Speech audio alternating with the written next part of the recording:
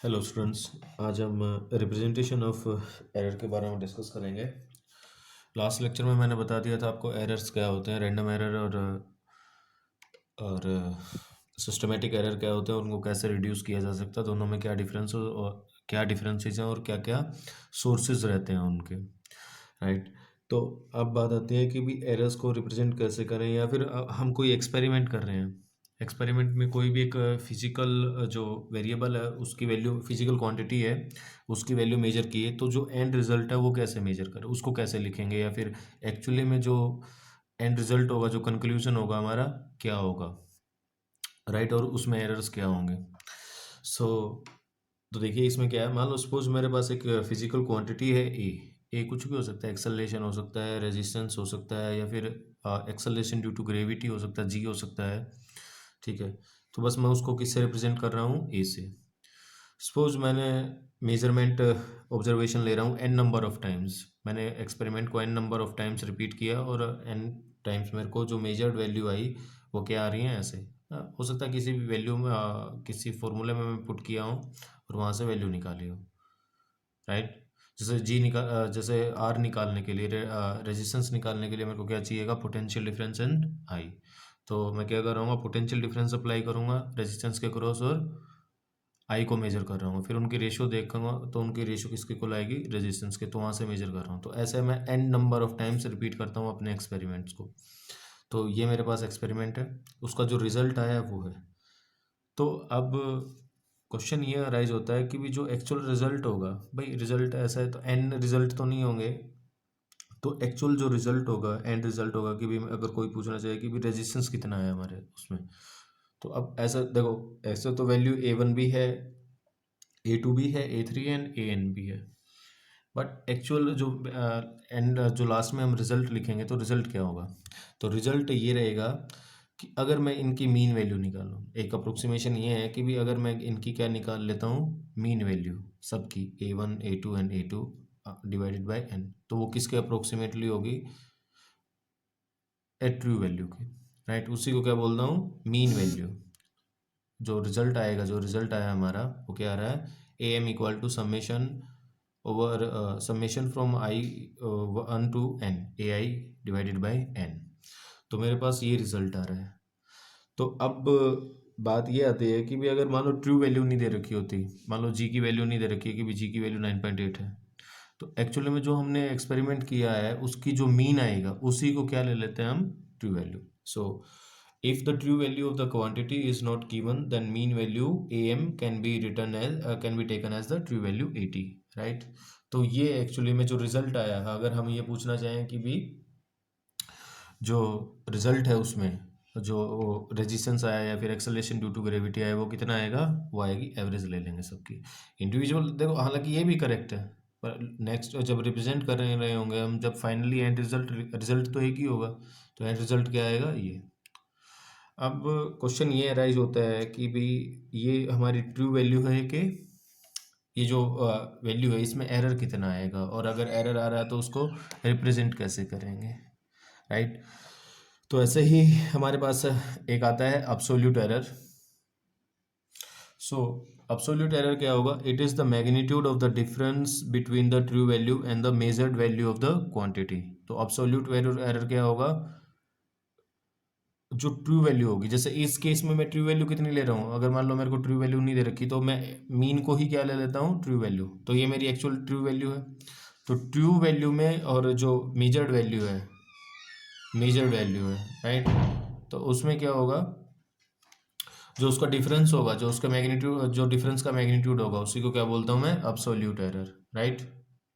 So individual जो measurement में है उनमें, इंडिविजुअल जो मेजरमेंट की है हमने, मैंने मेरे पास ए वन आई है value, a two a three up to a n आई है, तो उसमें और ट्रू वैल्यू हमें दे नहीं रखी तो मैं मीन को ही ट्रू वैल्यू लेता हूँ। तो अब्सोल्यूट एरर, तो उसमें जो अभी मैं सिर्फ डिफरेंस लिख रहा हूँ, मैग्नीट्यूड क्या हो जाएगा इसका, अब्सोल्यूट एरर। तो डिफरेंस कितना आ रहा है, मेजर्ड माइनस ट्रू वैल्यू या फिर मीन वैल्यू, तो ये आ जाएगी ऐसे, या फिर मैं ऐसा लिख सकता हूँ डेल्टा ए आई, डेल्टा क्या कर रहा हूँ, चेंज, चेंज क्या लिख रहा हूँ, a i minus me N.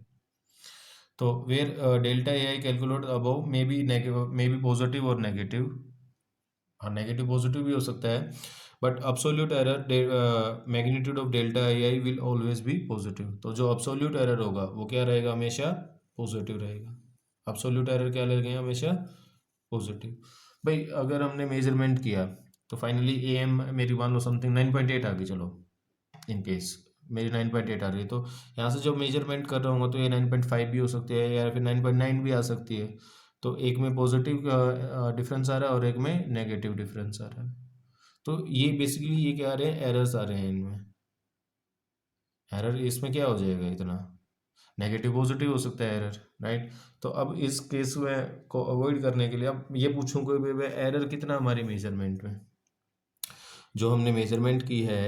भाई मैं ये बोल रहा हूँ कि जो वैल्यू आई हमारी एंड रिजल्ट आया वो ए एम है, तो इसमें एरर कितना होगा।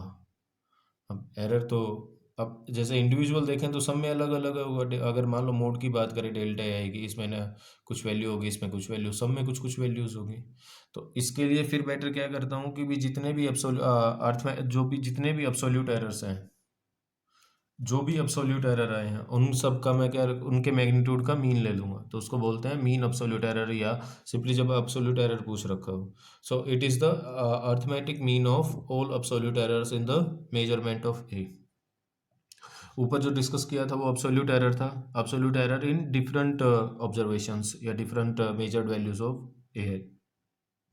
तो डेल्टा ए एम क्या हो जाएगा, मोड ऑफ, ये सबका मोड है तो हमेशा पॉजिटिव रहेगा।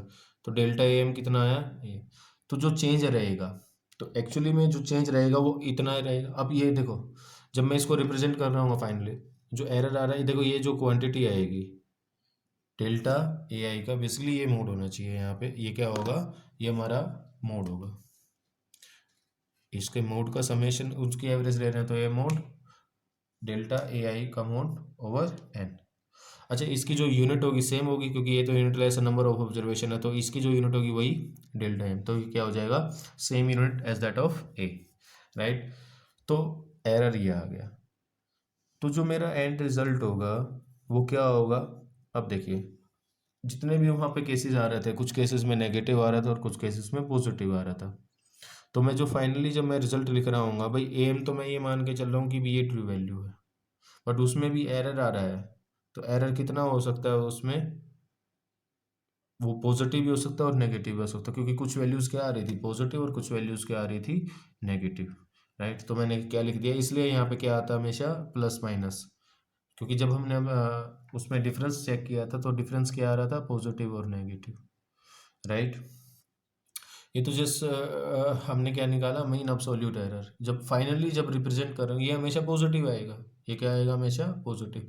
लेकिन जब एंड रिजल्ट को जब मैं रिप्रेजेंट कर रहा हूँ तो हमेशा क्या लिखूंगा उसमें, प्लस एंड माइनस। तो ए जो वैल्यू मेजर की है उसकी वैल्यू क्या हो सकती है, नेगेटिव भी हो सकती है और सॉरी उससे कम भी हो सकती है और ज़्यादा भी हो सकती है। सो it means if we do a single measurement, the quantity is likely to lie between am plus delta am and am minus delta am। तो इनके बीच में कोई भी वैल्यू हो सकती है, राइट।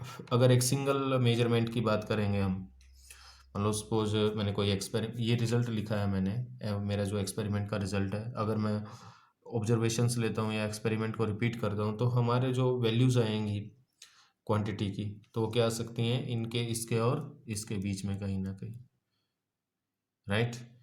तो ये इस तरह से रिप्रेजेंटेशन है। ये जो किसी भी ये किसी भी रिजल्ट का किसी भी एक्सपेरिमेंट का जो रिजल्ट आएगा मैं उसको इस तरह से रिप्रेजेंट कर सकता हूँ। ये उसकी ट्रू वैल्यू होगी और ये उसमें एरर होगा कि भी उसमें प्लस और माइनस का एरर हो सकता है। ये हमने उसे ऑब्जर्वेशन से अभी अभी चेक किया कि भी मैं, ये प्रॉब्लम क्यों आ रही है, क्योंकि मैं ए एम को ट्रू वैल्यू लेके चल रहा हूँ, ए एम को क्या लेके चल रहा हूँ, ट्रू वैल्यू।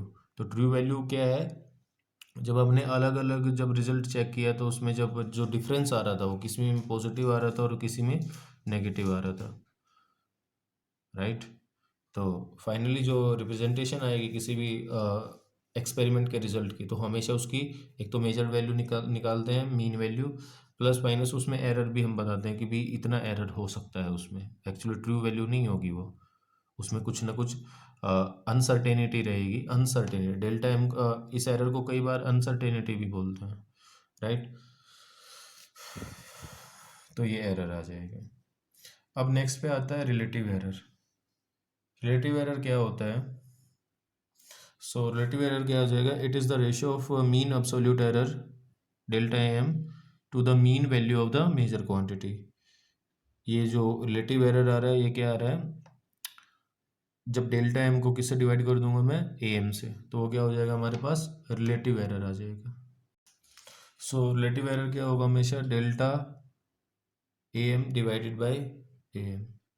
कई जगह इसको प्लस माइनस भी लिखा होता है, तो हम उसको भी लिख सकते हैं, प्लस माइनस भी ले सकते हैं यहाँ पे।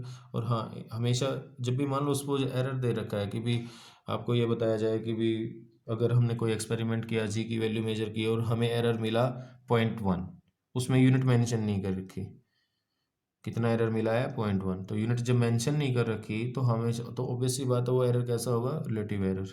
और अगर आपको यूनिट मेंशन कर रखी, मान लो सपोज ये बोला कि भी जी को एक्सपेरिमेंटली मेजर किया और जी में जो एरर आ रहा है वो कितना आ रहा है? 0.1 मीटर पर सेकेंड स्क्वायर। तो ऑब्वियस सी बात है वो कैसा एरर होगा? अब्सोल्यूट, मीन अब्सोल्यूट एरर होगा। ठीक है, तो यूनिट से भी आप चेक कर सकते हो ये यूनिट लेस है कि, अगर यूनिट लेस हुआ तो रिलेटिव एरर, अगर यूनिट हाई उसकी तो वो कैसा एरर होगा? मीन अब्सोल्यूट एरर होगा। राइट। परसेंटेज एरर कुछ ज़्यादा डिफरेंस नहीं है, बस इसको 100 से अगर मल्टीप्लाई कर देंगे तो ये कितनी आ जाएगी? When the relative fractional error is express in percentage it is called percentage error. तो परसेंटेज एरर क्या होगा? Relative error into 100। तो ये अगेन ये भी यूनिट लेस होगा, पर इसमें क्या मिलेगा आपको?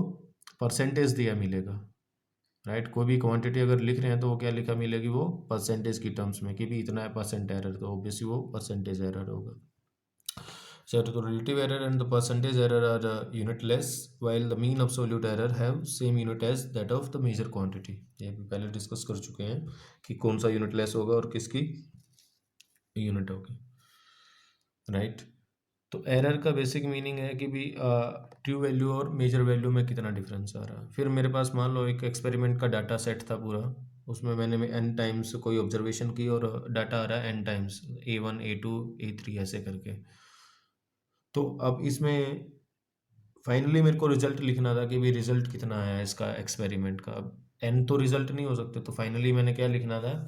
जो रिजल्ट आए हैं उनकी एवरेज ले लेता हूँ, तो वो मेरी ट्रू वैल्यू हो जाएगी। एवरेज जो मीन वैल्यू होगी या एवरेज वैल्यू होगी उसकी फिजिकल क्वांटिटी की, वो क्या हो जाएगी? मेरी ट्रू वैल्यू। राइट। सो और आपको पता है कि भी एक्सपेरिमेंट, किसी भी एक्सपेरिमेंट में क्या होगा? कुछ ना कुछ एरर रहता है, किसी न किसी सर्टेन, किसी कोई अनसर्टेन लेवल, अनसर्टेनिटी लेवल रहता है कुछ भी मेजरमेंट में। तो उस केस में क्या करते हैं? मैंने डिफरेंस चेक किया अलग अलग इंडिविजुअल मेजरमेंट्स में, फिर उस वो डिफरेंस प्लस भी आ सकता है, माइनस भी आ सकता है। राइट। बेसिकली वो ही एरर होगा हमारा। तो फिर डिफाइन किया मैंने अब्सोल्यूट एरर। अब्सोल्यूट एरर क्या था? जो क्वांटिटी, जो मेजर क्वांटिटी है और जो ट्रू वैल्यू है उनका जो डिफरेंस का मैग्नीट्यूड होगा वो क्या होगा? Absolute error. Then mean absolute error, जितने भी एरर आएंगे क्वांटिटीज़ में उन सबको ऐड कर, उनके मैग्नीट्यूड को ऐड किया, अब्सोल्यूट एरर्स को ऐड किया, फिर उनका मीन ले लिया, तो वो मेरे पास एक्चुअल में एरर हो जाएगा। तो फाइनली जो रिजल्ट मेरे को रिप्रेजेंट करना होता था वो क्या आएगा? A m plus minus delta a m. Right. Plus minus इसलिए आ रहा है क्योंकि अभी जब हमने डिफरेंस चेक किया था वो डिफरेंसेस क्या क्या आ रहे थे? प्लस माइनस वैल्यूज आ रहे थे।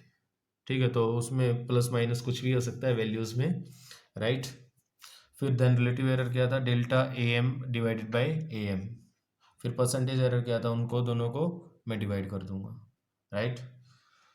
नेक्स्ट वीडियो में मैं इस पे कुछ न्यूमेरिकल डिस्कस करेंगे, एक न्यूमेरिकल डिस्कस करूंगा इस पे, रिलेटिव एरर पे, परसेंटेज एरर और अब्सोल्यूट, मीन अब्सोल्यूट और मीन वैल्यूज़ पे। राइट। Thank you.